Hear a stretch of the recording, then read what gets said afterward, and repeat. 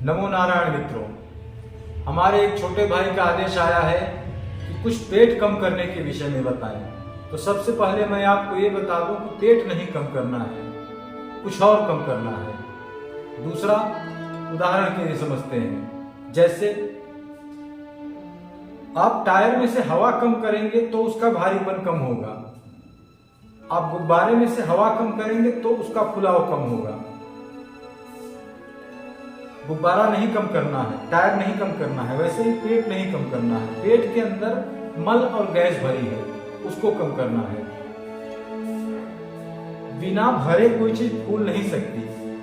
आपको मैं एक प्रत्यक्ष उदाहरण दिखा रहा हूं।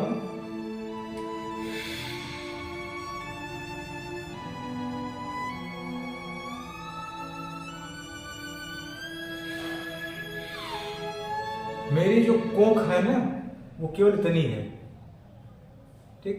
ये कोख बिल्कुल कम होनी चाहिए, क्योंकि ये भंडार है मल का। आपके शरीर में पेट का बायां हिस्सा पूरा मल का भंडार है। जिनको इस हिस्से में दर्द और भारीपन रहता है, वो लोग बिल्कुल समझ जाएं कि उनकी मल ज्यादा भरा हुआ है। तो यहां से मल निकालना है। मल कैसे निकलेगा? 2-3 चीजें मैं प्रायः बताता हूं, सबको बता रहा हूं। या तो शाम को थोड़ा सा एरंड का तेल, कैस्टर ऑयल 10 ml तक गर्म दूध में प्रतिदिन लेना प्रारंभ कर दें।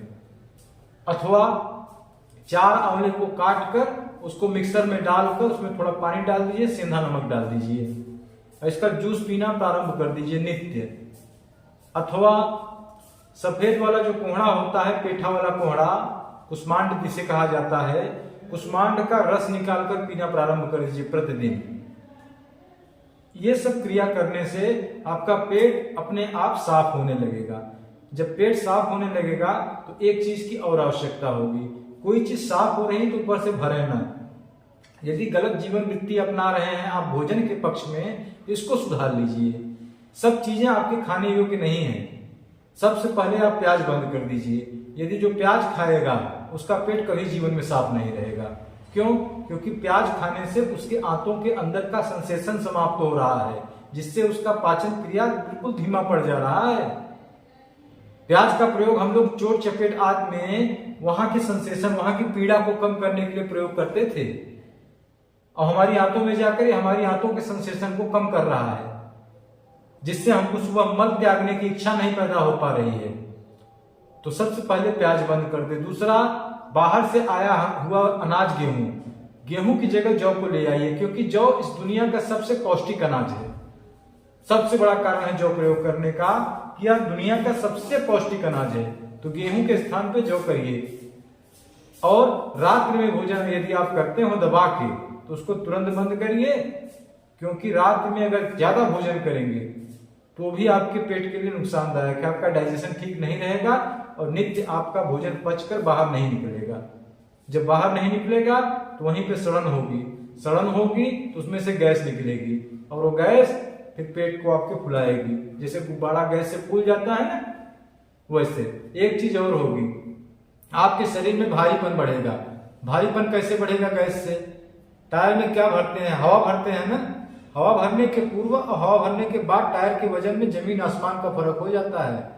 यदि आपके अंदर ज्ञान न हो तो इसको सटीक कर लें, सही कर लें सावधानी पूर्वक, कि हवा का वजन भी होता है। आपने कक्षा 6 में पढ़ा होगा। तो उससे शरीर में भारीपन आ जाता है।